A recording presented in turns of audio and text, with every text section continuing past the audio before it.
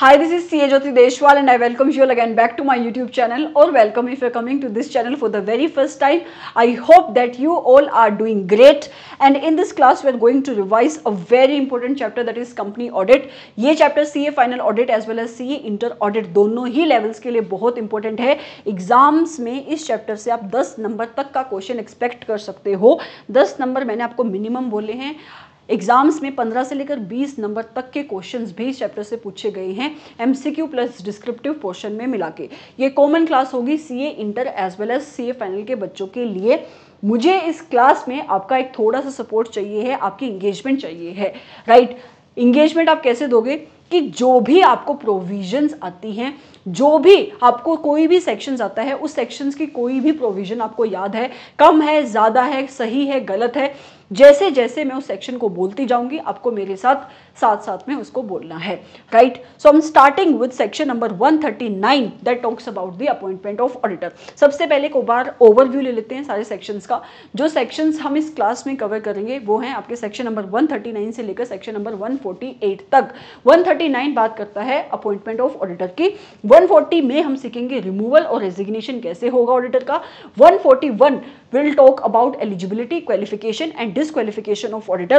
142 talks about the remuneration of auditor की remuneration कौन decide करता है, उसके कंपोनेंट क्या होते हैं. 143 talks about powers and duties of auditor and it is one of the most important sections. 144 बताता है कि वो कौन कौन सी सर्विसेज है जो आपको ऑडिटर नहीं दे सकता. 145 में साइनिंग, 146 में एजीएम, 147 में पेनल्टी और 148 में cost records and cost audit. और ऐसे आपका ये पूरा लेक्चर खत्म हो जाएगा. So I am starting with section number 139 that talks about appointment of auditor. एक कंपनी के ऑडिटर की अपॉइंटमेंट करता कौन है, इस चीज को समझने से पहले आपको ये पता होना चाहिए क्या ये अपॉइंटमेंट फर्स्ट ऑडिटर की हो रही है या ये अपॉइंटमेंट हो रही है सब्सिक्वेंट ऑडिटर की. फर्स्ट ऑडिटर का मतलब है जब आपकी कंपनी की रजिस्ट्रेशन हुई, जब आपकी कंपनी की इनकॉर्पोरेशन हुई, उसके बाद आपकी कंपनी ने जिसको भी अपना पहला ऑडिटर अपॉइंट किया उसको कहा जाएगा फर्स्ट ऑडिटर. उसके बाद आपकी कंपनी में जो भी ऑडिटर आएगा वो होगा सब्सिक्वेंट ऑडिटर. तो फर्स्ट ऑडिटर की अपॉइंटमेंट कौन करता है in case of non government company. Ma'am ये गवर्नमेंट कंपनी क्या होती है, तो section number 2 sub section number 45 of companies act बोलता है एक ऐसी कंपनी जिसमें not less than 51% of paid up share capital कौन होल्ड कर रहा है, आपकी गवर्नमेंट होल्ड करती है. चाहे वो सेंट्रल गवर्नमेंट हो या central government plus state government हो या सेंट्रल गवर्नमेंट प्लस एक से ज्यादा स्टेट गवर्नमेंट हो या एक से ज्यादा स्टेट गवर्नमेंट्स हो, ऐसी कंपनी को कहा जाएगा गवर्नमेंट कंपनी. और कोई भी ऐसी कंपनी जो गवर्नमेंट कंपनी की डेफिनेशन में नहीं आती है वो होती है नॉन गवर्नमेंट कंपनी. तो सेक्शन नंबर 139 सब सेक्शन 6 कहता है कि फर्स्ट ऑडिटर की अपॉइंटमेंट कैसे होगी in case of non government company. तो सेक्शन कहते हैं कि आपकी नॉन गवर्नमेंट कंपनी के फर्स्ट ऑडिटर की अपॉइंटमेंट कौन करेंगे, आपके बोर्ड ऑफ डायरेक्टर्स करेंगे. कितने टाइम के अंदर करेंगे, क्योंकि ये फर्स्ट ऑडिटर की अपॉइंटमेंट हो रही है तो जब आपकी कंपनी की रजिस्ट्रेशन हुई उस डेट से 30 दिन के अंदर करेंगे. और अगर मेरे बोर्ड ऑफ डायरेक्टर्स इस चीज को ना कर पाए तो ये जिम्मेदारी चली जाएगी आपके मेंबर्स के पास. और मेंबर्स को अपने फर्स्ट ऑडिटर की अपॉइंटमेंट करनी है कितने टाइम के अंदर, 90 दिन के अंदर, 90 डेज के अंदर. कहां पे करेंगे, ईजीएम में करेंगे. और जो ऑडिटर आपका section number 139 sub section number 6 में अपॉइंट होगा वो अपना ऑफिस कब तक होल्ड करेगा, till the conclusion of first AGM. पहला ऑडिटर पहली एजीएम तक अपने ऑफिस को होल्ड करेगा. फिर आता है फर्स्ट ऑडिटर की appointment in case of government company. Section कौन सा एप्लीकेबल होता है यहाँ पे, 139 सबसेक्शन 7. गवर्नमेंट कंपनी के केस में चाहे वो फर्स्ट ऑडिटर हो चाहे वो सब्सिक्वेंट ऑडिटर हो, अपॉइंटमेंट कौन करता है, अपॉइंटमेंट करता है आपका C&AG. फर्स्ट ऑडिटर की अपॉइंटमेंट C&AG करेगा. कितने टाइम के अंदर करेगा, 60 दिन के अंदर करेगा. 60 दिन आप कहां से देखोगे, जिस डेट पे आपकी कंपनी रजिस्टर हुई उसके 60 दिन के अंदर C&AG को अपना फर्स्ट ऑडिटर अपॉइंट करना है. और अगर ये C&AG ना अपॉइंट कर पाए तो ये जिम्मेदारी चली जाती है बोर्ड ऑफ डायरेक्टर्स के पास. और बोर्ड ऑफ डायरेक्टर्स को 30 दिन के अंदर आपकी कंपनी के फर्स्ट ऑडिटर को अपॉइंट करना है. और अगर बोर्ड ऑफ डायरेक्टर्स से भी ना हो पाए तो फिर तो आपके मेंबर्स को आना ही पड़ेगा। मेंबर्स आपके ऑडिटर की अपॉइंटमेंट करेंगे कितने दिन के अंदर? 60 दिन के अंदर। तो सबसे पहले आपका C&AG करेगा 60 दिन के अंदर, BOD करेगा 30 दिन के अंदर, और आपके मेंबर्स करेंगे उसके बाद 60 दिन के अंदर। और जो ऑडिटर आपका सेक्शन नंबर 139 सब सेक्शन 7 में अपॉइंट हुआ है वो अपना ऑफिस कब तक होल्ड करेगा? Till the conclusion of first AGM। तो एक कंक्लूजन यहाँ से क्या निकल के आई कि फर्स्ट ऑडिटर अपना ऑफिस, चाहे वो आपका गवर्नमेंट कंपनी का हो चाहे वो नॉन गवर्नमेंट कंपनी का हो, अपना ऑफिस कब तक होल्ड करेगा? Till the conclusion of first AGM। फिर आता है सब्सिक्वेंट ऑडिटर की appointment in case of non government company. Section कौन सा एप्लीकेबल होता है? 139 सबसेक्शन 1, और ये कहता है नॉन गवर्नमेंट कंपनी के केस में सब्सिक्वेंट ऑडिटर की अपॉइंटमेंट करते हैं आपके मेंबर्स, और मेंबर्स कहां पे अपॉइंट करते हैं? AGM में। और जो ऑडिटर अपॉइंट होगा वो अपना ऑफिस कब तक होल्ड करेगा? Till the conclusion of 6th AGM, certain subject to certain provisions. Provisions ये कि इसके ऊपर रोटेशन की प्रोविजंस एप्लीकेबल होती हैं, इसके ऊपर एक रेटिफिकेशन होती थी जो अभी रिमूव हो गई है, और अगर बीच में इसका रिमूवल हो जाए, रेजिग्नेशन हो जाए, तो उस केस में वो AGM तक नहीं होल्ड कर पाता। तो इसलिए यहाँ पे लिखा है सब्जेक्ट टू सर्टेन प्रोविजंस। उसके बाद कहता है अगर गवर्नमेंट कंपनी है तो गवर्नमेंट कंपनी के केस में सब्सिक्वेंट ऑडिटर की अपॉइंटमेंट कौन करेगा? C&AG करेगा। C&AG कितने टाइम के अंदर करेगा? गवर्नमेंट कंपनी में सब्सिक्वेंट ऑडिटर हर साल आपका ऑडिटर अपॉइंट होता है, तो जैसे ही आपका फाइनेंशियल ईयर शुरू होगा उसके 180 दिन के अंदर आपके सब्सिक्वेंट ऑडिटर की अपॉइंटमेंट करनी पड़ेगी आपके C&AG को। और जो ऑडिटर यहाँ पे अपॉइंट होता है वो अपना ऑफिस कब तक होल्ड करेगा? Till the conclusion of AGM, right. अब आता है आपका कुछ और इंपॉर्टेंट पॉइंट जो आपको याद रखने हैं। रूल इसमें एक बहुत इंपॉर्टेंट है इन सेक्शंस के अलावा, rule number 3 of the company audit and auditors rules. क्या कहता है आपका रूल नंबर 3? रूल नंबर 3 कहता है कि किस मैनर में आपके कंपनी के ऑडिटर की अपॉइंटमेंट होगी। सबसे पहले आपको यह समझना पड़ेगा कि ये कंपनी है कैसी। क्या ये कंपनी एक ऐसी कंपनी है जिसके ऊपर सेक्शन नंबर 177 के अकॉर्डिंग ऑडिट कमेटी बनाने की रिक्वायरमेंट लगती है, या ये एक ऐसी कंपनी है जिसको ऑडिट कमेटी बनाने की रिक्वायरमेंट नहीं लगती। अगर ये एक ऐसी कंपनी है जिसके ऊपर ऑडिट कमेटी बनाने की रिक्वायरमेंट लगती है तो ये जो प्रोसेस है अपॉइंटमेंट ऑफ ऑडिटर की वो शुरू कहां से होगी? ऑडिट कमेटी से। तो ऑडिट कमेटी एक ऑडिटर के नाम को प्रपोज करती है, उसकी सबसे पहले उसकी क्वालिफिकेशन को कंसिडर करेगी, उसकी एक्सपर्टीज को, उसके नॉलेज को कंसिडर करेगी, और एक ऑडिटर के नाम को प्रपोज करेगी किसको? आपके बोर्ड ऑफ डायरेक्टर्स को। बोर्ड ऑफ डायरेक्टर्स को जब ऑडिट कमेटी की रिकमेंडेशन मिलेगी वो उस रिकमेंडेशन को कंसिडर करेंगे, और अगर आपके बोर्ड ऑफ डायरेक्टर्स को ये रिकमेंडेशन सही लगते हैं, अगर वो ऑडिट कमेटी की दी हुई रिकमेंडेशन से अग्री करते हैं, तो इस नाम को फर्दर किसको रिकमेंड कर देते हैं? आपके मेंबर्स को, और मेंबर्स जनरल मीटिंग में आपके कंपनी के ऑडिटर की अपॉइंटमेंट कर देते हैं।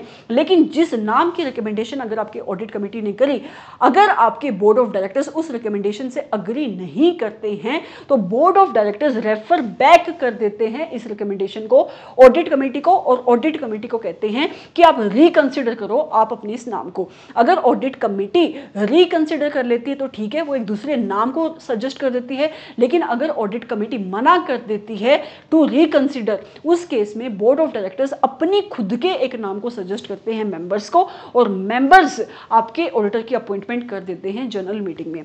फिर आती है दूसरी सिचुएशन, एक ऐसी सिचुएशन जिस कंपनी के ऊपर सेक्शन नंबर 177 की रिक्वायरमेंट एप्लीकेबल नहीं होती to constitute the audit committee.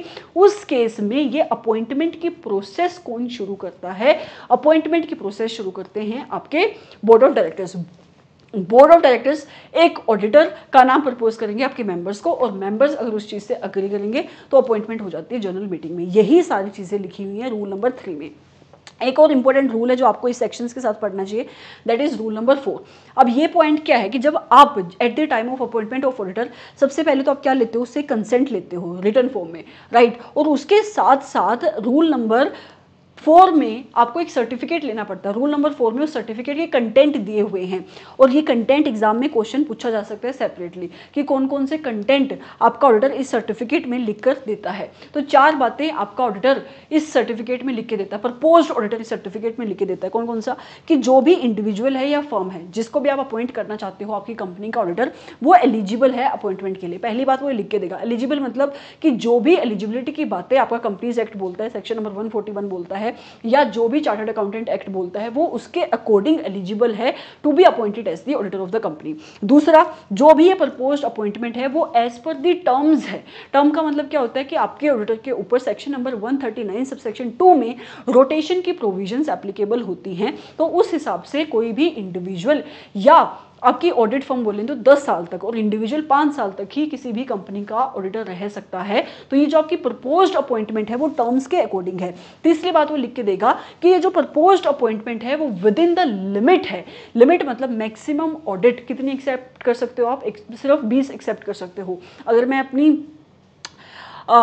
अपनी प्राइवेट लिमिटेड कंपनीज जिनकी paid up share capital 100 crore से कम है उनको भी मिला दूं काउंसिल की गाइडलाइंस के अकॉर्डिंग, मैक्सिमम कितनी कंपनीज की ऑडिट आप एक्सेप्ट कर सकते हो, 30 कंपनीज की। तो यहाँ पे वो लिख के देगा कि जो भी लिमिट के जो भी मेरी प्रपोज्ड अपॉइंटमेंट है वो विद इन द लिमिट है। चौथी चीज़ जो लिख के देता है सर्टिफिकेट के अंदर, लिस्ट ऑफ प्रोसीडिंग्स, जो भी on the date of appointment आपकी ऑडिट फर्म या उस इंडिविजुअल ऑडिटर या फिर उस ऑडिट फर्म के पार्टनर्स के ऊपर की जितनी भी प्रोसीडिंग्स चल रही हैं उनकी लिस्ट यहाँ पे वो बना के देता है। उसके साथ साथ आपकी कंपनी को इंटीमेट करना पड़ता है आपके ऑडिटर को एज वेल एज आरओसी को विद इन 15 डेज। 15 डेज आप कहाँ से देखोगे, जिस भी मीटिंग में आपके ऑडिटर की अपॉइंटमेंट हुई है तो इसकी इंटीमेशन करनी पड़ती है आपकी कंपनी को। So this rule number 4 and rule number 3 are very important. तो आप ये सारे सेक्शंस पढ़ोगे, 4 सेक्शन नंबर 139 के sub section, total sub section कितने, 4 प्लस रूल नंबर 3 आपको बाय हार्ट याद होना चाहिए। रूल नंबर 4 में जो सर्टिफिकेट के कंटेंट है वो आपको बाय हार्ट याद होना चाहिए। आपकी कंपनी को इंटीमेट करना पड़ता है आरओसी को, रजिस्टर को, कितने टाइम के अंदर, 15 दिन के अंदर। इसके ऊपर एमसीक्यू में क्वेश्चन बनते हैं, आपको ये याद होना चाहिए सेक्शन नंबर 139 से। Right, moving forward to section number 139 subsection 2 that talks about rotation of auditor। अब rotation का मतलब क्या है, ये सेक्शन कहता है कि कोई भी listed entity, क्या कोई भी listed entity या such class of prescribed entity, prescribed कहाँ पे है, ये आपके रूल नंबर 5 में है। और क्या कौन कौन सी एंटिटीज यहाँ पे प्रिस्क्राइब्ड है, लिस्टेड एंटिटी के अलावा 3 और ऐसी कंपनीज, 3 टाइप की कंपनीज, कौन कौन सी, आपकी अनलिस्टेड पब्लिक कंपनीज जिनकी पेड अप शेयर कैपिटल है 10 करोड़ या उससे ज़्यादा की, या प्राइवेट लिमिटेड कंपनीज जिसकी पेड अप शेयर कैपिटल है 50 करोड़ या उससे ज़्यादा की, या वो कंपनीज जो ऊपर वाली 2 लिमिट्स में नहीं आती अगर उसकी बोरोइंग किसी भी फाइनेंशियल इंस्टीट्यूशन से एक्सीड करती है 50 करोड़ या उससे ज़्यादा की है, आपकी बोरोइंग्स फाइनेंशियल इंस्टीट्यूशन से, बैंक से, या जिसने पब्लिक से डिपॉजिट एक्सेप्ट किया है उसके ऊपर रोटेशन की प्रोविजंस एप्लीकेबल होंगी। तो रोटेशन की प्रोविजंस किसके ऊपर एप्लीकेबल होंगी, लिस्टेड एंटिटीज के ऊपर और इन 3 एंटिटीज के ऊपर। और ये प्रोविजंस हैं क्या, ये प्रोविजंस कहती है कि कोई भी इंडिविजुअल, अगर आपने किसी इंडिविजुअल को अपनी कंपनी का ऑडिटर अपॉइंट किया है, वो इंडिविजुअल आपकी कंपनी में मैक्सिमम कितने टाइम तक ऑडिटर रह सकता है, 5 साल तक। सेक्शन में वर्ड्स क्या यूज हुए हैं, 1 टर्म ऑफ 5 कंसेक्यूटिव ईयर्स तक। और अगर आपने किसी फर्म को अपना ऑडिटर अपॉइंट किया है तो वो मैक्सिमम कितने साल तक आपकी कंपनी की ऑडिटर रह सकती है, 10 साल तक। सेक्शन में टर्म क्या यूज हुए हैं, 2 टर्म्स ऑफ 5 कंसेक्यूटिव ईयर्स तक, राइट। उसके बाद दोनों ही केस में, चाहे वो इंडिविजुअल हो चाहे वो ऑडिट फर्म हो, कूलिंग पीरियड लगता है 5 साल का। ये आपके सेक्शन की प्रोविजंस है। उसके बाद आपकी कुछ रिलेटेड प्रोविजंस भी हैं जहां से आपकी डिस्क्रिप्टिव पोर्शन में केस स्टडी के फॉर्म में क्वेश्चन बनते हैं। नंबर 1 कि as on the date of appointment, जब आपने जिस डेट पे आपकी अपॉइंटमेंट हो रही है आपका कोई भी कॉमन पार्टनर नहीं होना चाहिए। इसका क्या मतलब हुआ, इसको समझो। मान लो कि मेसर्स ABC एंड कंपनी एक ऑडिट फर्म है, दूसरी है आपकी मेसर्स ADE एंड कंपनी। अब ये जो मेसर्स ABC एंड कंपनी है ये आपके रिटायरिंग ऑडिटर हैं, मतलब कि इनके ऊपर रोटेशन की प्रोविजंस एप्लीकेबल हो रही है, ये आपकी जा रही है फर्म। तो क्योंकि messrs ABC and company and messrs AD and company में ये जो मिस्टर A है ये कॉमन पार्टनर है, तो उस केस में मेसर्स ADE कंपनी भी आपकी अपॉइंट नहीं हो सकती as the auditor of the company 5 साल तक, जब तक उसके ऊपर कूलिंग पीरियड लगता है। उसके बाद एक प्रोविजंस आपकी ट्रांजिशन की प्रोविजंस है जिसको आपको पढ़ने की जरूरत नहीं है क्योंकि अब इसकी कोई भी रेलिवेंस बची नहीं है। आपका एक प्रोवाइजो है दैट इज वेरी इंपॉर्टेंट, वो कहता है कि भले ही सेक्शन नंबर 139 सबसेक्शन 2 में रोटेशन की प्रोविजंस एप्लीकेबल होती है, लेकिन जो आपके ऑडिटर का राइट है कि वो रिजाइन कर सकता है, और आपकी कंपनी का भी राइट है कि वो 5 साल खत्म होने से पहले या 10 साल खत्म होने से पहले आपके ऑडिटर को रिमूव कर सकती है, but subject to the provision of section number 140, जिसको हम आगे पढ़ेंगे, that right shall not be prejudiced. उस राइट के ऊपर कोई इफेक्ट नहीं आएगा। Section number 139 sub section number 3 कहता है कि अगर आपके जो मेंबर्स हैं वो चाहे तो एक रेजोल्यूशन पास करके ये प्रोवाइड कर सकते हैं कि आपकी फर्म का जो इंगेजमेंट पार्टनर है उसकी रोटेशन होनी चाहिए। मतलब भले ही आपकी फर्म की अपॉइंटमेंट 10 साल तक हुई है, लेकिन हर साल की ऑडिट में अगर आपके मेंबर्स को ऐसा लगता है कि जो भी आपकी फर्म का इंगेजमेंट पार्टनर है उसको चेंज करना चाहिए, तो वो रेजोल्यूशन पास कर सकते हैं। उसके साथ साथ आपके मेंबर्स एक रेजोल्यूशन को और पास कर सकते हैं कि जो हमारी ऑडिट है वो जॉइंट ऑडिटर्स करेंगे। ऐसा सेक्शन नंबर 139 सबसेक्शन 3 में लिखा है। 4 कहता है कि सेंट्रल गवर्नमेंट चाहे तो रोटेशन को लेकर रूल्स बना सकती है, और आपकी सेंट्रल गवर्नमेंट ने रूल बनाया भी है, रूल नंबर 6। इसके मोस्ट इंपोर्टेंट पॉइंट बता देती हूँ जहाँ से क्वेश्चन बनते हैं।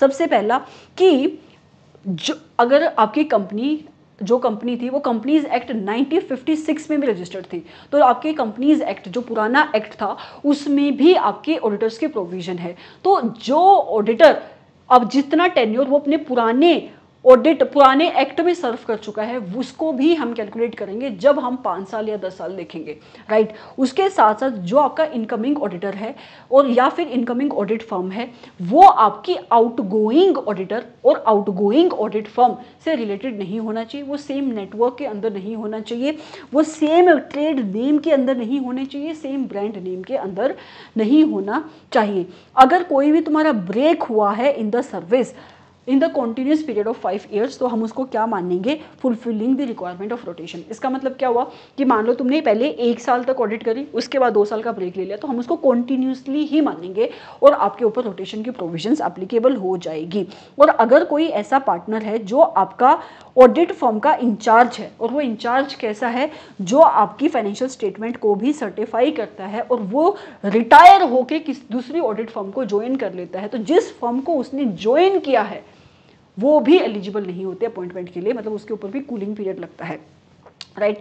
तो यहाँ से आपके क्वेश्चंस बन जाते हैं एग्जाम्स में। तो आपको section number 139 sub section number 2 में क्या याद होना चाहिए कि किसके ऊपर रोटेशन की प्रोविजन लगती हैं, रोटेशन की प्रोविजंस क्या होती हैं, और जो मैंने आपको एंसिलरी पॉइंट बताए वो सारी चीज़ें आपको याद होनी चाहिए। फिर आता है आपका सेक्शन नंबर 139 सब सेक्शन, ये मैं करवा चुकी हूँ आपको 139 5B और 6B अपॉइंटमेंट की। इसके बाद आता है आपका section number 139 sub section 8 that talks about casual vacancy. सबसे पहले वैकेंसी आपको पता होना चाहिए, किसी भी ऑफिस में वैकेंसी तब हो सकती है जब वहां पे आपके ऑडिटर के अपॉइंटमेंट हुई है, आपके ऑडिटर ने ऑफिस को एज्यूम किया है। अगर वो ऑफिस में आया ही नहीं, उसकी अपॉइंटमेंट हुई ही नहीं, सिर्फ उसकी अपॉइंटमेंट की बातें हो रही हैं, तो वहां पे सेक्शन एप्लीकेबल नहीं होता। तो वैकेंसी कब कब हो सकती है, वैकेंसी हो सकती है आपके ऑडिटर ने रिजाइन कर दिया, उसका रिमूवल हो गया, उसकी डेथ होगी, तो इन सारी चीज़ों में उसकी वैकेंसी हो सकती है। तो सेक्शन नंबर 139 सब सेक्शन 8 बोलता है कि अगर ये वैकेंसी हुई है in the office of a company which is other than the company, जिसके अकाउंट की ऑडिट कौन करता है, C&AG। सिंपल वर्ड्स में बोले तो नॉन गवर्नमेंट कंपनी के केस में अगर कैजुअल वैकेंसी हुई है तो उस कैजुअल वैकेंसी को कौन फुलफिल करेंगे, मेरे बोर्ड ऑफ डायरेक्टर्स फुलफिल करेंगे। कितने दिन के अंदर इनको फुलफिल करनी पड़ती है, 30 दिन के अंदर फुलफिल करनी पड़ती है। और अगर ये कैजुअल वैकेंसी किस वजह से हुई थी, इस वजह से हुई थी कि आपकी कंपनी का ऑडिटर रिजाइन करके चला गया था, resignation was the reason for the casual vacancy, तो उस केस में आपके मेंबर्स को अप्रूवल देना पड़ता है। जनरल मीटिंग में वो अपना अप्रूवल देते हैं कितने टाइम के अंदर, 3 महीने के अंदर। जिस टाइम पे आपके बोर्ड ने रिकमेंडेशन दी उसके 3 महीने के अंदर आपके मेंबर्स को अप्रूवल देनी पड़ती है इस ऑडिटर के नाम की, ठीक है। तो दिस इज वेरी इंपॉर्टेंट, यहाँ से भी एग्जाम में और MCQ में क्वेश्चन पूछे जाते हैं, तो इस लाइन को आप याद करके चलना कि आपके board of directors casual vacancy को फुलफिल करेंगे कितने टाइम के अंदर, 30 दिन के अंदर, और उसके बाद उसको आपके मेंबर्स को अप्रूवल देना पड़ता है 3 महीने के अंदर। 3 महीने कहाँ से, जब आपके बोर्ड ने रिकमेंडेशन करी।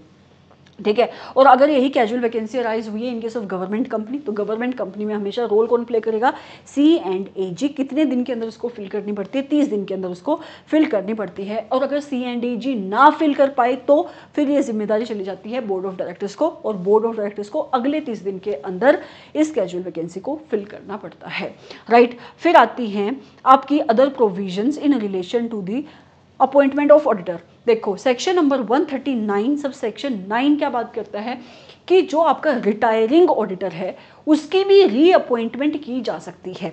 क्या की जा सकती है कि आपका जो रिटायरिंग, जो ऑडिटर रिटायर होके जा रहा है, रोटेशन की प्रोविजंस लग रही है, उसकी भी आप रीअपॉइंटमेंट कर सकते हो। किस केस में, अगर ये 3 कंडीशन सेटिस्फाइड हैं। कौन कौन सी, अगर वो डिस्क्वालीफाइड नहीं है एक्ट में, मतलब 141 की उसके ऊपर कोई डिस्क्वालिफिकेशन नहीं लगती। दूसरा, उसने खुद से कंपनी को नोटिस नहीं दिया है इन राइटिंग कि मैं अनविलिंग हूं टू गेट द अपॉइंटेड। तीसरा, कंपनी ने स्पेशल रेजोल्यूशन नहीं पास किया है कि हम जो ये ऑडिटर छोड़ के जा रहा है इसको अपॉइंट नहीं करेंगे या फिर इसकी जगह पे किसी और को अपॉइंट करेंगे। उस केस में ये आपका रिटायरिंग ऑडिटर की रीअपॉइंटमेंट हो सकती है, राइट। उसके बाद ये कहता है कि अगर ऐसी सिचुएशन है, सेक्शन नंबर 139 सब सेक्शन 10 कहता है ऐसा कि अगर ऐसी कोई सिचुएशन है जहां पे आपके शेयर होल्डर्स अपॉइंटमेंट नहीं कर पाते हैं, तो जो भी आपका रिटायरिंग ऑडिटर होगा, जो भी आपकी कंपनी का एग्जिस्टिंग ऑडिटर होगा, that will continue to hold the office, right.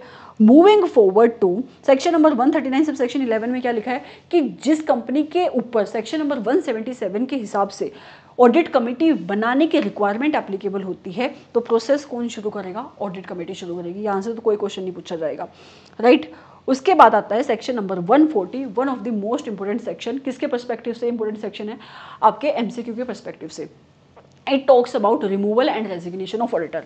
140 का सब सेक्शन 1 क्या कहता है कि आपकी कंपनी चाहे तो आपकी कंपनी के ऑडिटर को रिमूव कर सकती है, लेकिन रिमूवल के लिए उसको क्या करना पड़ेगा, एक तो स्पेशल रेजोल्यूशन पास करना पड़ेगा, दूसरा आपकी सेंट्रल गवर्नमेंट से अप्रूवल लेनी पड़ेगी as per rule number 7, right. तो 2 कंडीशन उसको सेटिस्फाइड करनी पड़ेगी, एक तो उसको SR पास करना पड़ेगा और दूसरा उसको सेंट्रल गवर्नमेंट से अप्रूवल लेनी पड़ेगी। अप्रूवल की प्रोसेस क्या होगी, सबसे पहले आपकी कंपनी सबसे पहले क्या करेगी, बोर्ड का रेजोल्यूशन पास होगा।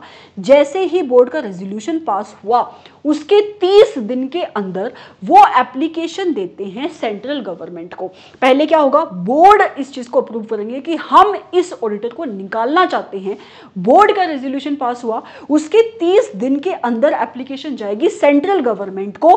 किस फॉर्म में जाएगी, ADT 2 में जाएगी। ROC को इंटीमेशन जाती है अपॉइंटमेंट की ADT 1 में, और सेंट्रल गवर्नमेंट को जब आप अपने ऑडिटर को निकालोगे तब कहां पे सेंट्रल गवर्नमेंट को किस फॉर्म में इंटीमेशन दोगे, ADT 2 में दोगे, अलोंग विद फी दोगे, ठीक है। बोर्ड ने रेजोल्यूशन पास किया, मैं बार बार इसलिए रिपीट कर रही हूं क्योंकि एग्जाम में क्वेश्चन बनता है यहां से MCQ में। सबसे पहले बोर्ड का रेजोल्यूशन पास होगा, उसके 30 दिन के अंदर सेंट्रल गवर्नमेंट को फॉर्म नंबर ADT 2 में फी के साथ अप्लाई करना है आपको। जब आपका सेंट्रल गवर्नमेंट का अप्रूवल आ जाता है उसके 60 दिन के अंदर एक मीटिंग बुलानी है शेयर होल्डर्स की, और उस मीटिंग के अंदर आपको स्पेशल रेजोल्यूशन पास करना है। जब भी आप अपने ऑडिटर को रिमूव करोगे, you have to make sure कि उसको एक reasonable opportunity of being heard भी दी जाए, राइट। फिर आता है कि अगर ये जो आपका ऑडिटर है अगर वो खुद से ही जाना चाहे तो क्या वो खुद से आपकी कंपनी को छोड़ के जा सकता है, आंसर इज यस। रेजिग्नेशन से भी वो जा सकता है, लेकिन जब वो रिजाइन करके जाएगा उसको अपना एक नोटिस फाइल करना पड़ता है 30 दिन के अंदर। This is again very important MCQ के पर्सपेक्टिव से।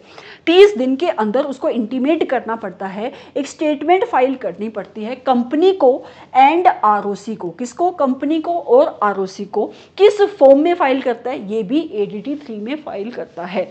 और अगर ये कंपनी कौन सी कंपनी है, एक गवर्नमेंट कंपनी है, तो ये स्टेटमेंट जिसके अंदर रीजंस भी लिखे होते हैं कि मेरा ऑडिटर क्यों रिजाइन करके जा रहा है, वो कंपनी ROC के साथ साथ C&AG को भी फाइल करनी पड़ती है। और 30 दिन आप कहां से देखोगे, from the date of resignation, ठीक है। फिर आता है आपकी पीनल प्रोविजन की ओर। अगर कोई ऐसा ऑडिटर है जिसने section number 140 sub section number 2 मतलब उसको स्टेटमेंट फाइल करनी थी पर उसने स्टेटमेंट नहीं फाइल करी, तो उसके ऊपर फेलियर की पेनल्टी क्या एप्लीकेबल होगी। तो ये कहता है कि आपके ऐसे ऑडिटर के ऊपर फाइन लगेगा कितना, जो उसकी रेम्यूनरेशन है या 50,000, दोनों में से जो भी लोअर है उतना फाइन लगेगा। लेकिन अगर ये फेलियर कॉन्टिन्यूइंग नेचर का फेलियर है, मतलब आप दिन पे दिन बढ़ते जा रहे हैं, पहले तो आपको 30 दिन मिले, अपने 30 दिन के अंदर भी नहीं फाइल किया, उसके बाद जितने भी एक्सेस डेज होंगे आपको कितना फाइन लगेगा, 500 पर डे। लेकिन उसके ऊपर अपर लिमिट है subject to maximum of 2 lakh रुपए। जितने मन चाहे इसके ऊपर स्टार लगा लो। यहाँ से एमसीक्यू में क्वेश्चन बनता है और कैसे क्वेश्चन है भी है। अगर आपने क्लासेस देखी हैं एमसीक्यू की तो आपको पता भी होगा इसके ऊपर क्वेश्चन है भी है, वो आपको न्यूमेरिकल फॉर्म में क्वेश्चन बना के देते हैं। ठीक है, moving forward to next question that is special notice under section 140 subsection 4। अब ये पॉइंट क्या कहता है, देखो आपका जो ऑडिटर जा रहा है रिटायरिंग ऑडिटर, उसको आपकी कंपनी के जो बोर्ड ऑफ डायरेक्टर्स हैं वो रीअपॉइंट करना चाहते हैं। तो वो ऑब्वियसली अगर वो रीअपॉइंट कर रहे हैं, अभी अपने ऊपर प्रोसेस समझी कि जहाँ पे भी आपके बोर्ड ऑफ डायरेक्टर्स के पास ये राइट होता है तो वो एक नाम रिकमेंड करेंगे, किसको, आपके कंपनी के शेयर होल्डर्स को। तो वो जब अपनी मीटिंग का नोटिस भेजेंगे तो उसके अंदर नाम लिखा होगा कि हम इस ऑडिटर को अपॉइंट करना चाहते हैं being the auditor of the company. लेकिन अगर आपके शेयर होल्डर्स नहीं चाहते कि इस ऑडिटर की अपॉइंटमेंट होनी चाहिए, रीअपॉइंटमेंट होनी चाहिए, तो वो स्पेशल नोटिस दे सकते हैं आपकी कंपनी को। स्पेशल नोटिस जब आपकी कंपनी की मीटिंग होगी उसके 14 दिन पहले दिया जाना चाहिए कम से कम, राइट। और ये जब आपकी कंपनी को स्पेशल नोटिस आपके शेयर होल्डर्स देते हैं, तो जब उसको स्पेशल नोटिस मिला तो आपकी कंपनी को इंटीमेट करना पड़ता है आपकी कंपनी के ऑडिटर को अबाउट द स्पेशल नोटिस, कि जो मेरी कंपनी के शेयर होल्डर्स हैं वो नहीं चाहते कि आपके अपॉइंटमेंट हो। और जब उसको स्पेशल नोटिस मिलता है उसके साथ साथ आपके ऑडिटर को एक राइट भी मिलता है, right of representation. Right of representation का मतलब क्या है कि वो जो ऑडिटर जा रहा है उसको बोलने का मौका दिया जाएगा, अपने आप को रिप्रेजेंट करने का मौका दिया जाएगा। लेकिन अगर कई बार ऐसा हो सकता है कि ये जो लेटर है अगर या रिप्रेजेंटेशन है, रिप्रेजेंटेशन आपका ऑडिटर लिख के देता है, अगर आपकी कंपनी को ये रिप्रेजेंटेशन लेट मिली है तो उस केस में आपके ऑडिटर को राइट मिलता है कि वो मीटिंग में खड़ा होकर बोल भी सकता है। लेकिन यहाँ पे एक पॉइंट ये भी है, अगर ट्राइब्यूनल इस बात से सेटिस्फाइड है, किस बात से सेटिस्फाइड है, कि ये जो राइट ऑफ रिप्रेजेंटेशन है आपका ऑडिटर इसको मिसयूज करने की कोशिश कर रहा है, कैसे उसको पता लगेगा, या तो ट्राइब्यूनल को किसी ने एप्लीकेशन करी होगी, किसी भी मतलब अग्रीव्ड पर्सन ने या कंपनी ने एप्लीकेशन करी होगी कि जो मेरा ऑडिटर है वो इस राइट ऑफ रिप्रेजेंटेशन को मिसयूज़ कर रहा है। तो वो यहाँ पे इसके ऊपर अगर आपको याद हो तो यहाँ पे प्रोफेशनल काउंसिल की गाइडलाइन भी है कि आप राइट ऑफ रिप्रेजेंटेशन को मिसयूज़ नहीं कर सकते। तो वो ये क्या कहता है कि अगर आप राइट ऑफ रिप्रेजेंटेशन को मिसयूज़ करने की कोशिश कर रहे हो तो आपको ये राइट नहीं दिया जाएगा, मतलब वहाँ पे आपकी रिप्रेजेंटेशन नहीं भेजी जाएगी या फिर आपको वो मौका नहीं दिया जाएगा कि आप मीटिंग में खड़ा होकर बोल सको। आप इसको पढ़ सकते हो इन पॉइंट्स को, जो भी मैंने आपको बोला है, जो भी मैंने आपको बोला है वही यहाँ पे लिखा हुआ है, right। Moving forward to another very important section, that is section number 140 subsection 5 that talks about direction of tribunal। यहाँ पे भी आपके ऑडिटर का रिमूवल किया जाएगा, लेकिन यहाँ पे ऑडिटर को कौन निकालेगा, ट्राइब्यूनल निकालेगा। ट्राइब्यूनल कब निकालेगा, या तो सुओ मोटो निकाल सकता है, खुद से अपनी मर्जी से निकाल सकता है, या फिर उसको अगर एप्लीकेशन दी है सेंट्रल गवर्नमेंट ने तो वो निकाल सकता है, या फिर किसी और पर्सन ने उसको एप्लीकेशन दी है तो उसको निकाला जा सकता है। कब, जब ट्राइब्यूनल इस बात से सेटिस्फाइड है कि जो आपकी कंपनी का ऑडिटर है he has acted in a fraudulent manner, उसने फ्रॉडुलेंट मैनर में एक्ट किया है, या फिर वो क्लूडेड था, मतलब वो मिला हुआ था आपकी कंपनी के ऑफिसर्स के साथ फ्रॉड में, उस केस में ट्राइब्यूनल ऑर्डर पास कर सकता है कि आपकी कंपनी के ऑडिटर को रिमूव किया जाए। एक इंपॉर्टेंट पॉइंट ये है कि जहां पे ट्राइब्यूनल को एप्लीकेशन किसने दी थी, सेंट्रल गवर्नमेंट ने दी थी, तो उस केस में आपका जो ट्राइब्यूनल है जब उसको एप्लीकेशन मिली 15 दिन के अंदर, कितने दिन के अंदर, 15 दिन के अंदर ऑर्डर पास कर देगा कि जो भी ये एग्जिस्टिंग ऑडिटर है, that existing auditor shall not function as the auditor of the company, and this is very important, उसके साथ साथ सेंट्रल गवर्नमेंट को ही वो राइट दे देगा कि तुम किसी और ऑडिटर को उसकी जगह पे अपॉइंट कर सकते हो। एक और पीनल प्रोविजन जिसके ऊपर एमसीक्यू में क्वेश्चन है वो क्या है कि जो भी ऑडिटर या audit firm section number 140 subsection 5 में जिसको ट्राइब्यूनल के ऑर्डर से रिमूव किया गया है वो किसी भी एंटिटी में अगले 5 साल तक बीइंग एन ऑडिटर काम नहीं कर सकती। उसके साथ साथ उसके ऊपर सेक्शन नंबर 447 की जो लाइबिलिटी है वो भी अट्रैक्ट होती है। जो पीनल प्रोविजन है, जो फ्रॉड का सेक्शन है, वो भी उसके ऊपर एप्लीकेबल होती है। So this is very important section. MCQ में यहाँ से भी क्वेश्चन है। तो जो आपका 140 सेक्शन है वहाँ से एमसीक्यू केस स्टडी में लिमिट बना के क्वेश्चन पूछे जा सकते हैं। Moving forward to another very important section, section number 141 that talks about eligibility, qualification and disqualification. 141 का सबसेक्शन 1 कहता है कि किसी को भी अगर being an auditor, किसी भी कंपनी का ऑडिटर बनना है तो सबसे पहले आपको क्या बनना पड़ेगा? सीए। तो मतलब ऑडिटर कौन बन सकता है? सिर्फ एक चार्टर्ड अकाउंटेंट बन सकता है। सेक्शन नंबर 141 सबसेक्शन 2 कहता है कि कोई भी फर्म इंक्लूडिंग एनी एलएलपी, अगर आपकी कंपनी के ऑडिटर अपॉइंट हुए हैं तो जो भी आपके सीएज हैं, जो भी पार्टनर्स हैं, जो सीएज हैं, वही आपकी कंपनी के बिहाफ पे साइन कर सकते हैं। ये प्रोविज़न क्यों आई? क्योंकि किसी भी ऑडिट जब आपने फर्म्स देखी होंगी वहाँ पे ज़रूरी नहीं है कि सिर्फ सीए ही पार्टनर्स हो, वहाँ पे सीए भी हो सकता है, सीएस भी हो सकता है, सीएमए भी हो सकता है, एडवोकेट भी हो सकता है। वो कह रहा है कि अगर आप स्टैट्यूटरी ऑडिट कर रहे हो तो साइनिंग कौन करेगा? आपका पार्टनर जो सीए होगा वही साइन कर सकता है on behalf of your firm. कोई भी सीएस या सीएमए साइन नहीं कर सकता ऑडिट रिपोर्ट पे। फिर आता है section number 141 subsection 3 that talks about disqualification. किस किस को आप अपनी कंपनी का ऑडिटर अपॉइंट नहीं कर सकते? नंबर 1, कोई भी body corporate other than LLP. Other than LLP का मतलब है कि एलएलपी आपकी कंपनी की ऑडिटर हो सकती है। अगर कंपनी लॉ में, कंपनीज एक्ट में जाके आप बॉडी कॉर्पोरेट की डेफिनेशन देखोगे तो बॉडी कॉर्पोरेट में एलएलपी इंक्लूडेड है, इसलिए इसने लिखा है कि बॉडी कॉर्पोरेट आपकी कंपनी की ऑडिटर नहीं हो सकती, अदर देन एलएलपी एलएलपी हो सकती है। दूसरा, आपकी कंपनी का, सिर्फ कंपनी का ऑफिसर और एम्प्लॉई ऑडिटर नहीं हो सकता। या फिर एक ऐसा पर्सन जो पार्टनर है, क्या है? जो पार्टनर है। किसका पार्टनर है? आपकी कंपनी के ऑफिसर का या एम्प्लॉई का, या एक ऐसा पर्सन जो एम्प्लॉयमेंट में है, किसकी? आपकी कंपनी के ऑफिसर या एम्प्लॉय की, तो वो भी आपकी कंपनी का ऑडिटर नहीं हो सकता। या अगर आपने होल्ड करी हुई है, एक सेकेंड, या कोई भी पर्सन जो खुद से, कोई भी पर्सन जो खुद से या जिसका रिलेटिव या जिसका पार्टनर, 3 बातें हैं यहाँ पे, खुद से, जिसका रिलेटिव या जिसका पार्टनर 3 चीजें करता है। कौन कौन सी? होल्ड करता है कोई भी सिक्योरिटी, कोई भी इंटरेस्ट।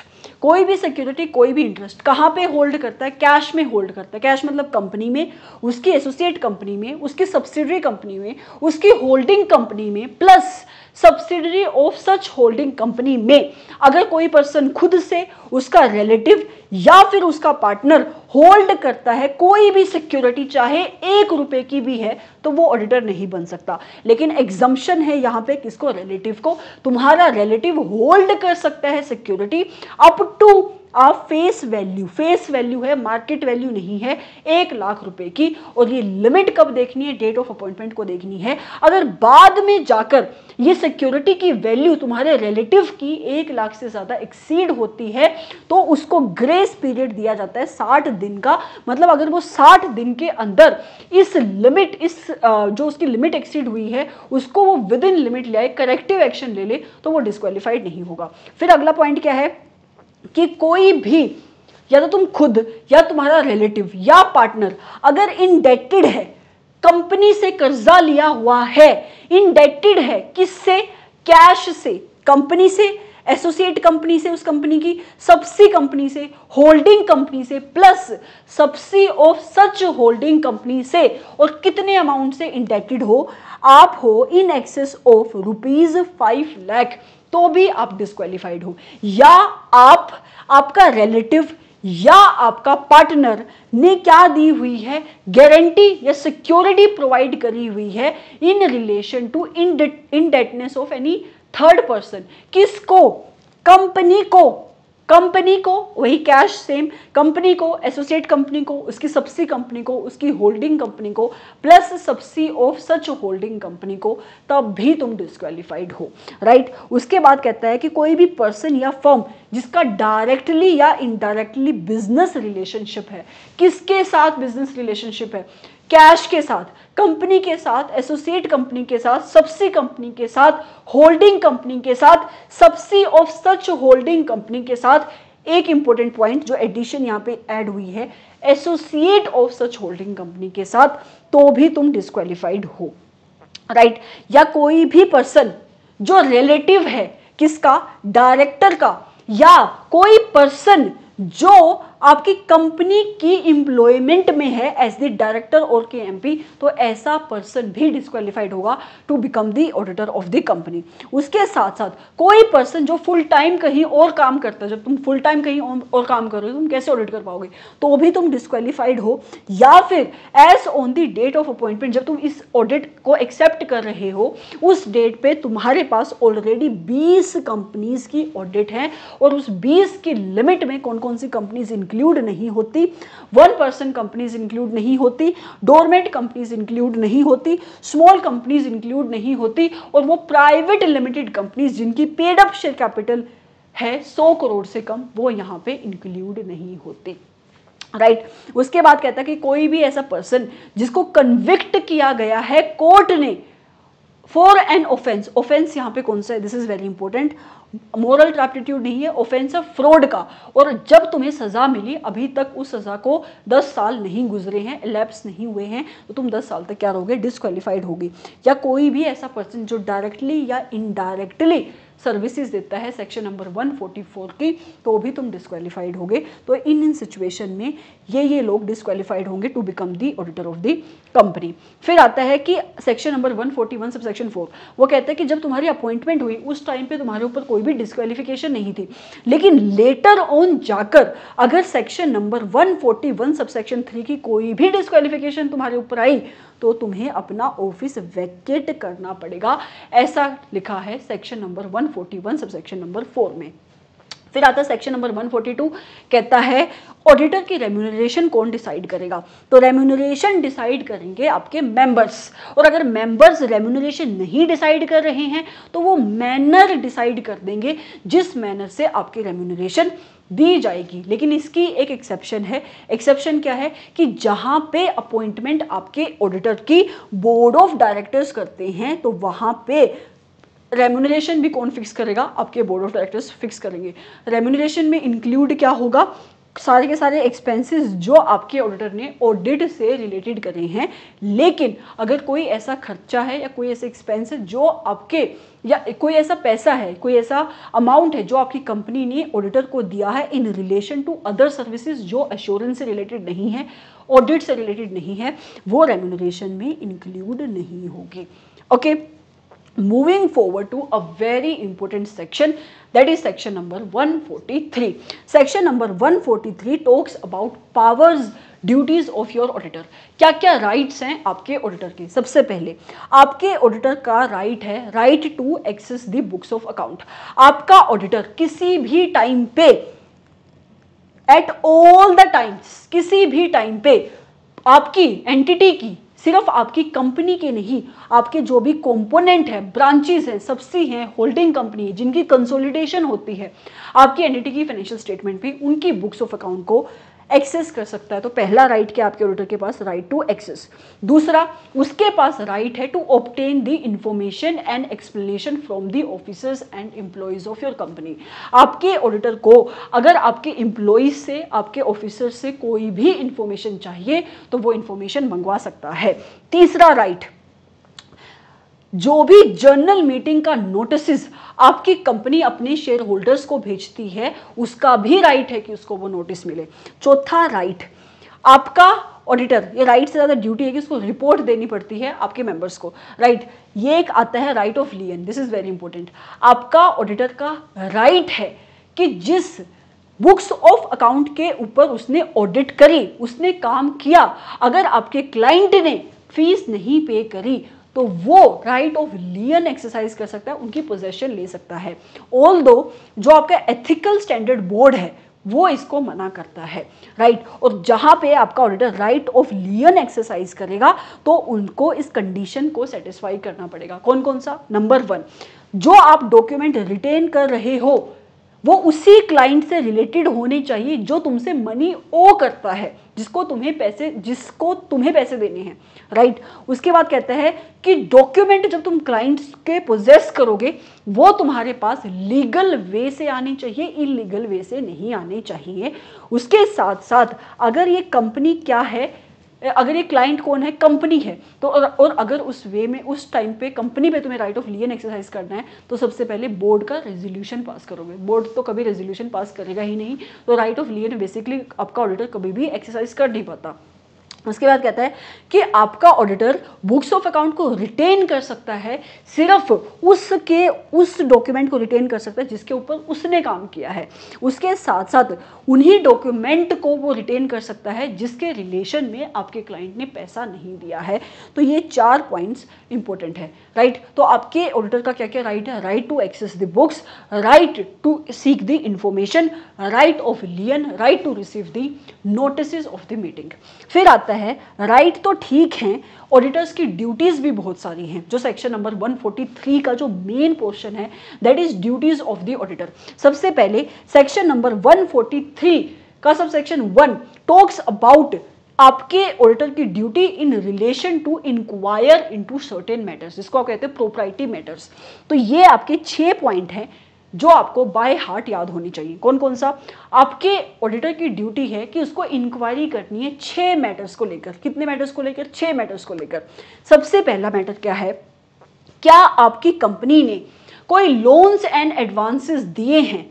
अगर दिए हैं तो क्या उनके बेसिस पे आपकी कंपनी को एडुकेट सिक्योरिटी मिली, और जिन टर्म्स पे आपकी कंपनी ने इन लोन्स एंड एडवांसेस को दिया है क्या उसके टर्म्स एंड कंडीशन प्रेजुडिशियल तो नहीं है आपकी कंपनी के लिए। तो सबसे पहला क्या आया? Loans and advances. इस पॉइंट को आप कैसे याद रखोगे? ए से। ए मतलब एडवांसेस, बी मतलब जो भी ट्रांजैक्शंस आपकी कंपनी में शो हो रही हैं कहीं ऐसा तो नहीं कि वो मियर बुक एंट्रीज हैं, मतलब कि एक्चुअल में कुछ ट्रांजैक्शन हुई ही नहीं बट आपकी कंपनी ने सिर्फ एक एंट्री डाली है। इसके ऊपर भी आपका ऑडिटर इंक्वायरी करेगा। मैं रिपोर्ट नहीं कह रही हूं, मैं इंक्वायरी कह रही हूं। तो बी पॉइंट को आप कैसे याद रखोगे?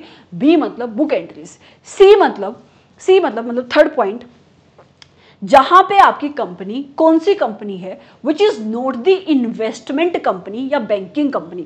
इन्वेस्टमेंट कंपनी को छोड़ के, बैंकिंग कंपनी को छोड़कर अगर आपका क्लाइंट कोई और कंपनी है तो आपका ऑडिटर इंक्वायरी करेगा क्या आपकी कंपनी ने कोई अपनी इन्वेस्टमेंट इस साल बेची है, कोई शेयर्स, कोई डिबेंचर बेचे हैं, किस अमाउंट पे बेचे हैं, जिस अमाउंट पे उसने बाय किया था उस अमाउंट से कम प्राइस पे उसने क्या कोई इन्वेस्टमेंट सेल करी है, राइट। इसको तुम कैसे याद रखोगे? सी मतलब company other than banking company and investment company.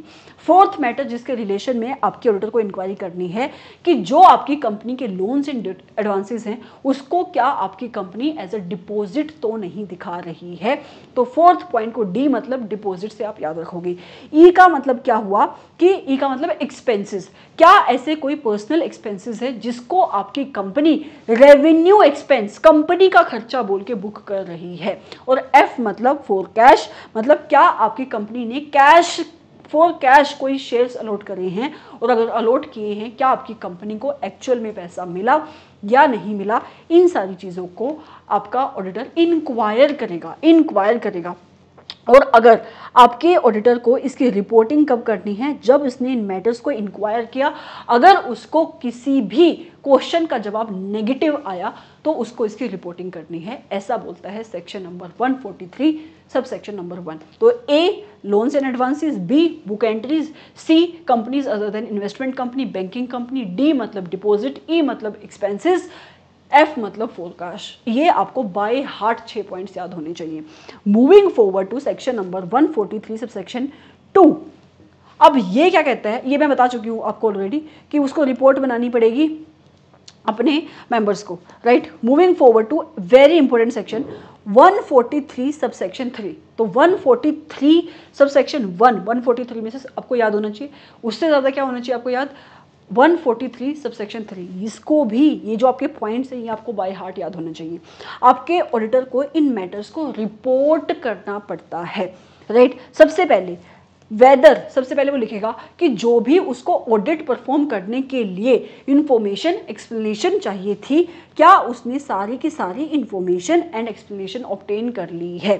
दूसरा, क्या उसके ओपिनियन में आपकी कंपनी ने proper books of account maintain करी है, और जहां पे आपका कंपनी के ब्रांचेस भी हैं तो क्या आपकी कंपनी को टाइम टू टाइम ब्रांचेस से ब्रांच की रिटर्न्स मिलती है उन ब्रांचेस के रिलेशन में जो उसने विजिट नहीं किया, ठीक है। तो सबसे पहले क्या उसने सारी इंफॉर्मेशन ले ली। दूसरा, क्या आपकी कंपनी ने proper books of account maintain करे हैं, क्या आपके कंपनी को टाइम टू टाइम ब्रांच से रिटर्न मिलती है। तीसरा, जो भी आपके रिपोर्ट्स देता है आपका auditor on the accounts of any branch offices, देखो आपके ऑडिटर को आपकी कंपनी की सीएफएस के ऊपर रिपोर्ट देनी है, तो क्या उसको आपकी कंपनी ऑडिटर ने उसको प्रॉपर रिटर्न भेजी या नहीं भेजी। उसके साथ साथ क्या आपकी कंपनी के बैलेंस शीट, आपकी कंपनी के प्रॉफिट एंड लॉस अकाउंट उनकी बुक्स ऑफ अकाउंट के बेसिस पे ही बने हैं। सीधी सी बात है, उसके फाइनेंशियल्स जो बने हैं उसके बुक्स ऑफ अकाउंट के बेसिस पे बने हैं।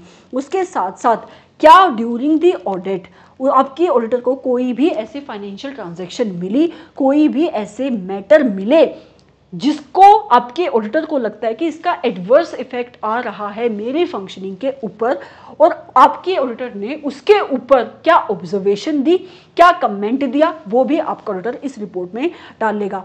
क्या आपका ऑडिटर सेक्शन नंबर, क्या आपका कोई कंपनी का director section number 164 subsection number 2 में डिस्क्वालीफाइड है, वहाँ पे 3 ऐसे क्राइटेरिया है जहाँ पे डिस्क्वालिफिकेशन हो सकती है, ठीक है। तो अगर है तो उसका भी और उसकी भी रिपोर्टिंग आपके ऑडिटर को यहाँ पे करनी पड़ेगी। उसके साथ साथ कोई क्वालिफिकेशन दी है आपके ऑडिटर ने, कोई रिजर्वेशन दी है, कोई एडवर्स रिमार्क दिए हैं in relation to the maintenance of account, इसको भी आपका ऑडिटर डाल लेगा। और क्या आपकी कंपनी के पास adequate internal financial controls system exist करते हैं, सिर्फ एग्जिस्ट नहीं करते, क्या वो ऑपरेट भी कर रही हैं इफेक्टिवली या नहीं। उसके साथ साथ रूल नंबर 11 के अदर मैटर्स हैं जो उसको बताने पड़ते हैं। अदर मैटर्स कौन कौन से हैं। नंबर 1, क्या आपकी कंपनी के ऊपर कोई पेंडिंग लिटिगेशन है, अगर है तो क्या आपकी कंपनी ने उसके इम्पैक्ट को अप्रोप्रिएटली डिस्क्लोज किया है। दूसरा, क्या आपकी कंपनी ने एडुकेट प्रोविजन बनाई है in relation to the foreseeable losses या आपके डेरिवेटिव कॉन्ट्रैक्ट्स को लेकर। उसके साथ साथ अगर कोई पैसा आपकी कंपनी को सेक्शन नंबर 125 में investor education and protection fund में डलवाना था, तो क्या उस पैसे को इन्वेस्टर एजुकेशन प्रोटेक्शन फंड में डलवाने में आपकी कंपनी ने कोई डिले किया या नहीं किया। अगर किया है तो इसका भी डिस्क्लोजर, इसकी भी रिपोर्टिंग आपको यहाँ पे देनी पड़ेगी। उसके साथ साथ ये आपकी अभी अमेंडमेंट हुई थी, ये इंक्लूड हुए हैं। कौन सा, 4th पॉइंट का नंबर 1, आपका ऑडिटर मैनेजमेंट से एक रिप्रेजेंटेशन लेगा। ऐसे नंबर 580 में पढ़ते हैं, मैनेजमेंट से रिप्रेजेंटेशन लेगा कि क्या आपकी कंपनी ने कोई पैसा किसी एंटिटी को दिया है, राइट, किसी भी एंटिटी को दिया है इंक्लूडिंग द फॉरेन एंटिटीज, और उस एंटिटी ने इस पैसे को किसी और बेनिफिशियरी को दिया है। अगर ऐसा कोई सिस्टम है, कोई ऐसा पैसा दिया है तो उसकी रिटर्न रिप्रेजेंटेशन लेगा। बी पॉइंट में ऐसा लिखा है कि पैसा दिया नहीं है पर आपकी एंटिटी ने एक्सेप्ट किया है ताकि वो किसी और थर्ड बेनिफिशियरी को दे दे। क्या ऐसा कोई एडवांस आपके पास है तो इसका भी रिटर्न रिप्रेजेंटेशन आपका ऑडिटर लेगा। उसके साथ साथ आपका ऑडिटर लिखेगा कि जो भी उसने ऊपर हमने 2 बातें बोली अभी, रिटर्न रिप्रेजेंटेशन ली, अगर आपका ऑडिटर लिखेगा कि उसको कोई भी सर्कमस्टांसेस ऐसे नहीं मिले जिसमें कोई भी मटीरियल मिसस्टेटमेंट है, तो इसको भी आपका ऑडिटर अपनी रिपोर्ट में लिखेगा। क्या आपकी कंपनी ने जो डिविडेंड डिक्लेयर किया उसको पे किया ड्यूरिंग द ईयर, इसको भी अपनी रिपोर्टिंग में लिखेगा। 6th पॉइंट, क्या आपकी कंपनी कोई अकाउंटिंग सॉफ्टवेयर यूज़ करती है for the maintenance of accounts, अगर करती है तो क्या वो अकाउंटिंग सॉफ्टवेयर अप्रोप्रिएटली ऑपरेट हो रहा है ड्यूरिंग द ईयर, क्या उस सॉफ्टवेयर के अंदर कोई ऑडिट ट्रेल का फीचर है, वो ऑडिट ट्रेल का फीचर टेम्पर्ड नहीं होना चाहिए और proper audit trail has been preserved by your company. तो इस सारी चीज़ों को भी आपका ऑडिटर रिपोर्ट करेगा under section number 143 subsection 3, one of the most important sections जो आपको लर्न करना है, राइट। मूविंग फॉरवर्ड टू, अच्छा, सेक्शन नंबर 143 सब सेक्शन 4 कहता है कि जहाँ पे भी सेक्शन नंबर 143 सब सेक्शन 3 में किसी भी बात का आंसर क्वालिफिकेशन है तो आपके ऑडिटर को जब वो रिपोर्टिंग देगा तो उसके रीजंस भी लिखने पड़ेंगे। ओके, फिर आता है section number 143 sub section 5, 143 sub section 6, 143 sub section 7। ये तीनों ही सेक्शन गवर्नमेंट ऑडिट के केस में एप्लीकेबल होते हैं। 143 सब सेक्शन 5 कहता है कि आपके C&AG के पास राइट है कि वो एक ऑडिटर को अपॉइंट कर सकता है और वो उस ऑडिटर को डायरेक्ट भी कर सकता है कि आपको किस मैनर में ऑडिट करनी है, ठीक है। और आपका ऑडिटर जिसको अपॉइंट किया है C&AG ने, वो ऑडिट करके अपनी रिपोर्ट को किसको सबमिट करेगा, C&AG को।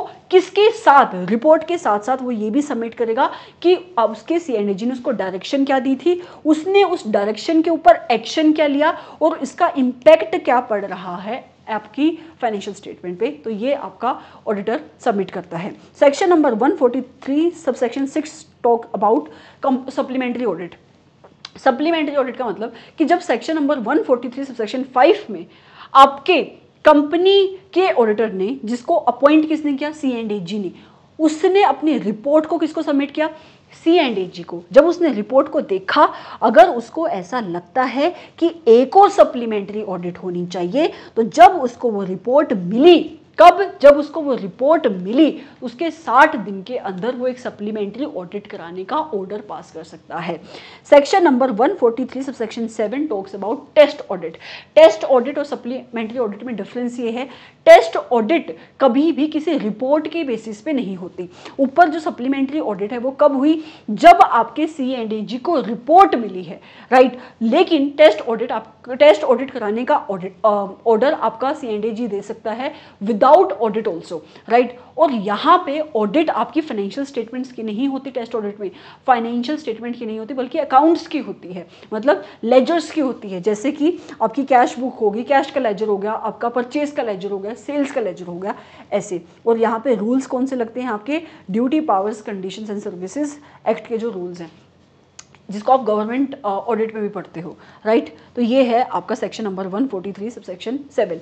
143 subsection 8 that talks about branch audit, LLP के साथ हम इसको कवर करेंगे।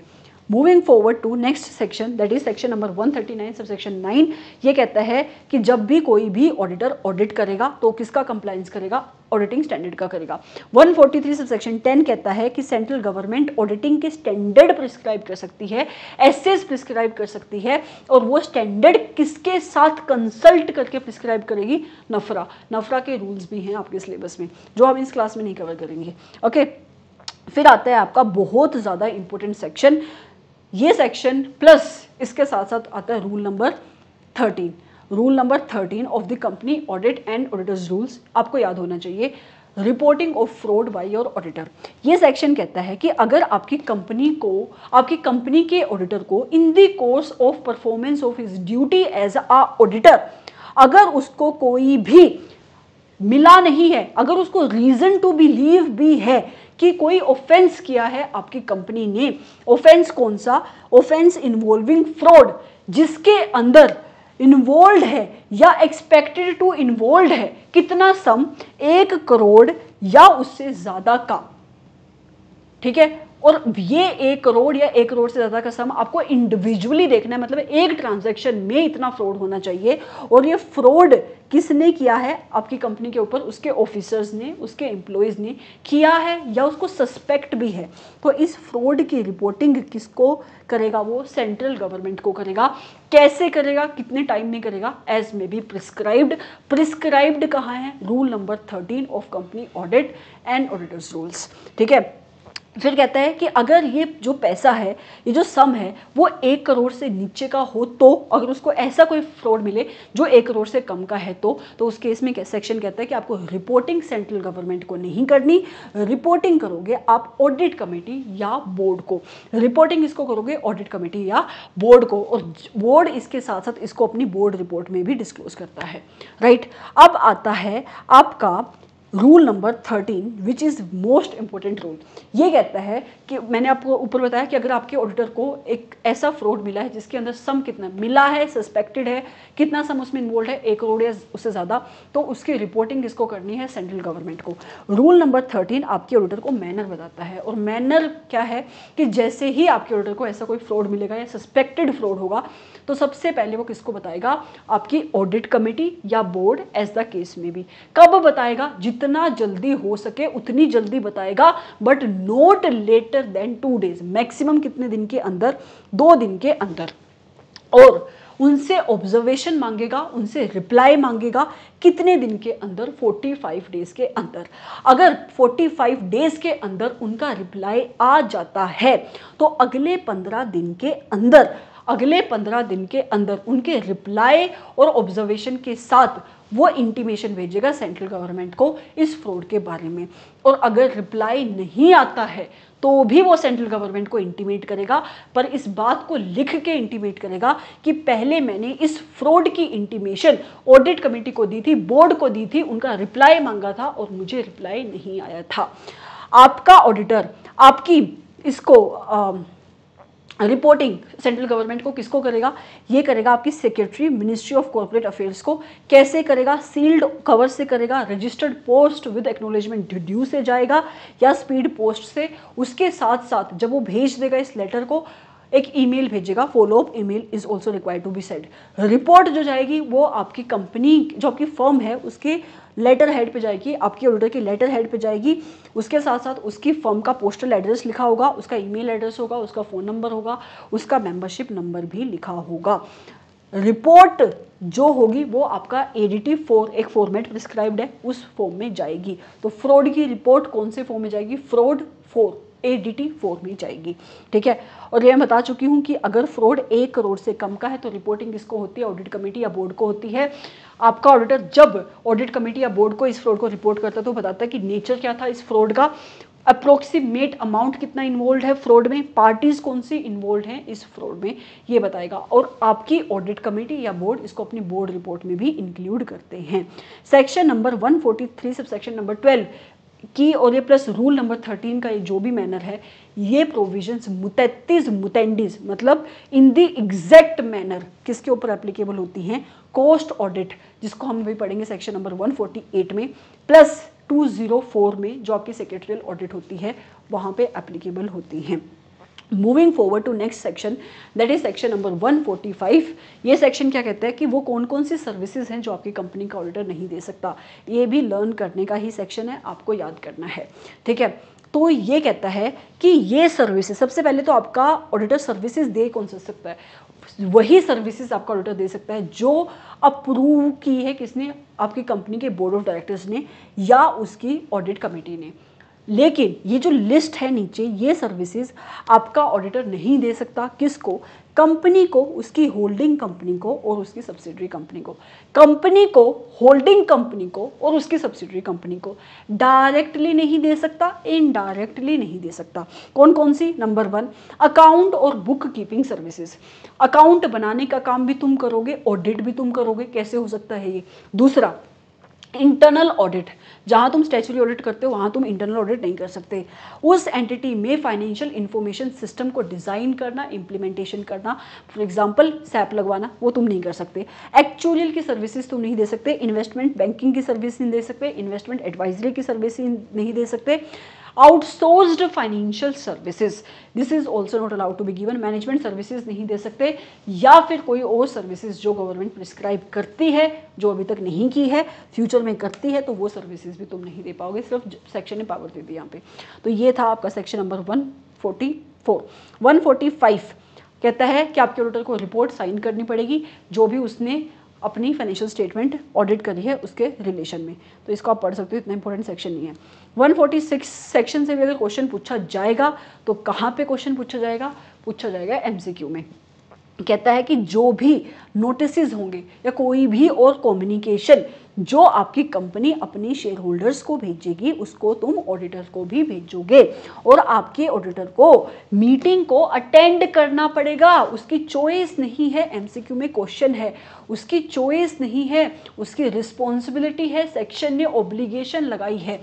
हाँ, वो खुद से भी कर सकता है और अपने ऑथराइज्ड रिप्रेजेंटेटिव प्रॉक्सी को भेज के भी कर सकता है।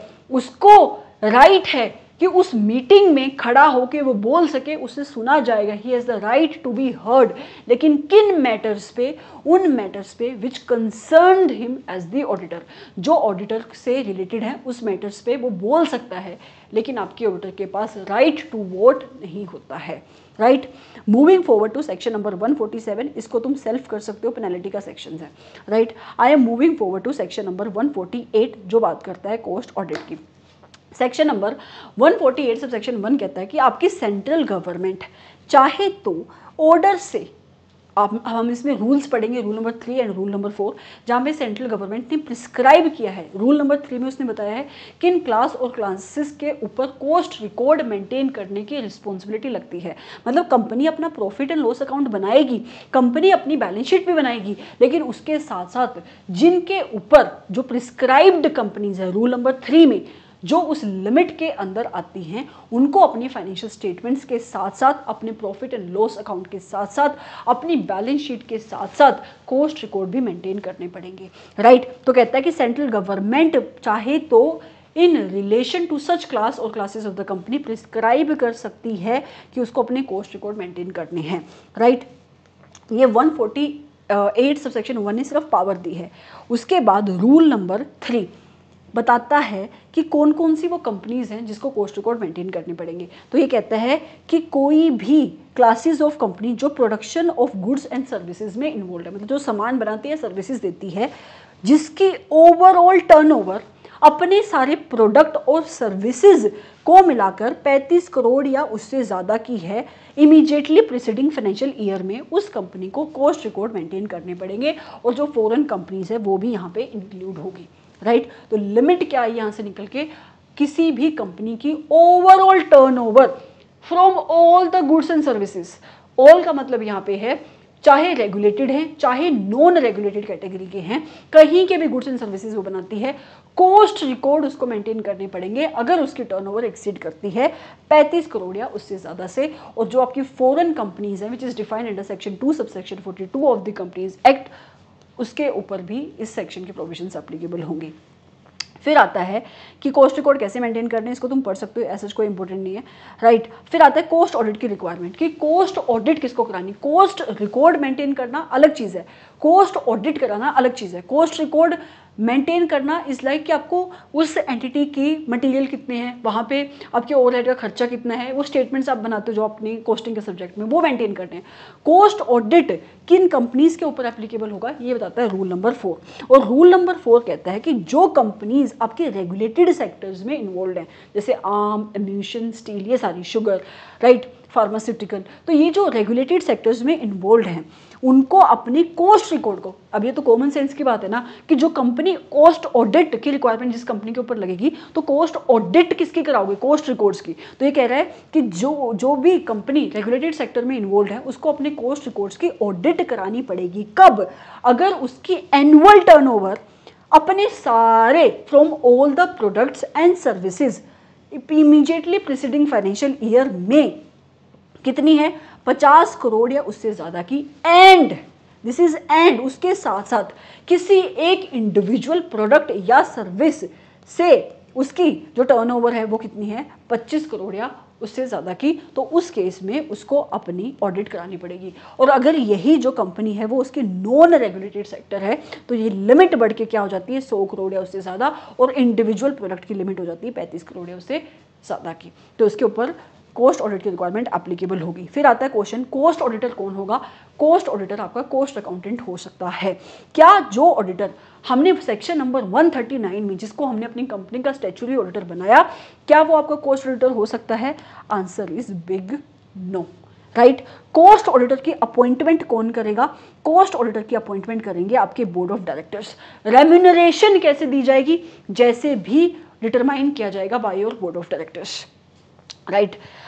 आपकी अपॉइंटमेंट कब होगी कॉस्ट ऑडिटर की? जैसे ही आपका फाइनेंशियल ईयर शुरू होगा उसके 180 दिन के अंदर उसकी अपॉइंटमेंट होगी। और जैसे हम सेक्शन नंबर 139 में जब रूल नंबर 3 पढ़ा, हमने वहाँ पे भी देखा कि आपकी कंपनी को कंसेंट लेनी पड़ती है, रिटर्न कंसेंट। तो ऐसे ही जब आपकी कंपनी कॉस्ट ऑडिटर की रिटर्न कंसेंट लेगी, कॉस्ट ऑडिटर की अपॉइंटमेंट करेगी, वहाँ पे भी वो रिटर्न कंसेंट लेगी। उसके साथ साथ जैसे हमने ऊपर सर्टिफिकेट लिया था रूल नंबर 4 में, यहाँ पे भी आपकी कंपनी रूल नंबर 4 में जब वो कॉस्ट ऑडिटर की अपॉइंटमेंट करेगी तो सर्टिफिकेट लेगी, राइट।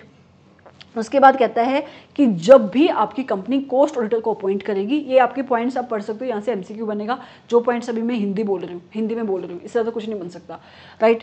कहता है कि जब भी आपकी कंपनी कभी भी कॉस्ट ऑडिटर को अपॉइंट करेगी तो सेंट्रल गवर्नमेंट को इंटीमेट करेगी। इंटीमेशन 30 दिन के अंदर जानी चाहिए। कब 30 दिन के अंदर? जब आपकी बोर्ड मीटिंग, अपॉइंट कौन करते हैं? Board of directors. तो जब भी आपकी जिस भी बोर्ड मीटिंग में आपकी ऑडिटर की अपॉइंटमेंट हुई उसके 30 दिन के अंदर आप इंटीमेट करोगे सेंट्रल गवर्नमेंट को, या फिर 180 days from the commencement of the financial year which ever is earlier, right. क्योंकि आपको उतने टाइम के अंदर अपने ऑडिटर को अपॉइंट करना पड़ता है। इंटीमेशन किस फॉर्म में जाएगी? CRA 2 में जाएगी। कॉस्ट ऑडिटर का टेन्योर कब तक होता है? जब तक वो अपनी रिपोर्ट नहीं सबमिट कर देता, या फिर 180 days from the closing of the financial year. दोनों में से जो भी पहले होगा उसका टेन्योर उतना होगा।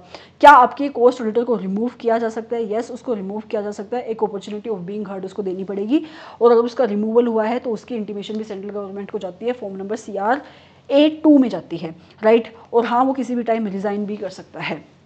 उसके बाद कहता है कि अगर कैजुअल वैकेंसी होगी उसको फुलफिल कौन करेगा? आपके बोर्ड ऑफ डायरेक्टर्स फुलफिल करेंगे। कितने दिन के अंदर फुलफिल करेंगे?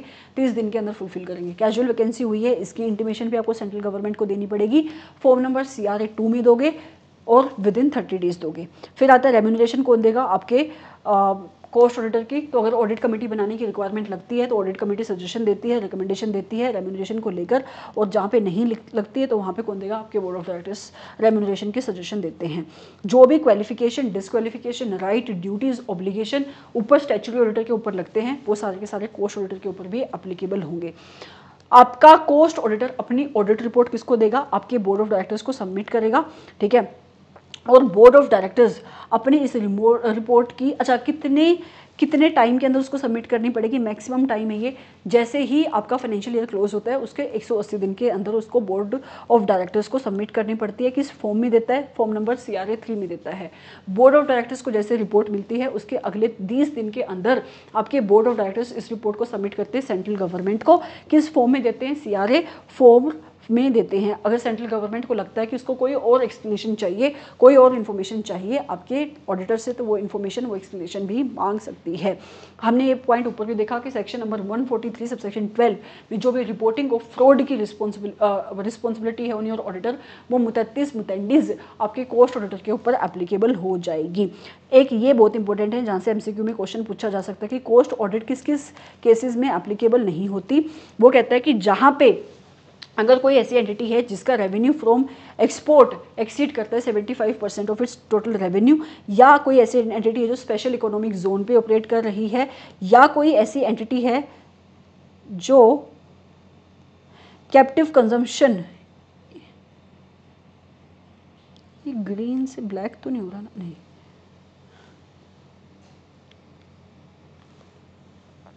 जो इलेक्ट्रिसिटी बनाती है कैप्टिव कंजम्पशन के लिए, इलेक्ट्रिसिटी बनाती है कैप्टिव कंजम्पशन के लिए, इसका मतलब हुआ कि इलेक्ट्रिसिटी बनाती है खुद के यूज़ के लिए। तो अगर वो तीनों में से कहीं पे भी फॉल करती है तो उसके ऊपर कॉस्ट ऑडिट करने की रिक्वायरमेंट एप्लीकेबल नहीं होगी। ये पीनल प्रोविजन है, इसको तुम पढ़ सकते हो। तो this was your entire company audit, section number 139 से लेकर सेक्शन नंबर 148 तक। आई होप कि आपको ये क्लास अच्छी लगी होगी। अगर आपको ये क्लास अच्छी लगी है, don't forget to like this video, right. अगर आपने अभी तक लाइक नहीं करी है, do like this video, share this video if you can, and subscribe to this channel if you have not as of yet, and thank you so much for coming to this channel. Have a great day or night जिस भी time पे आप इस class को देख रहे हो। Bye bye.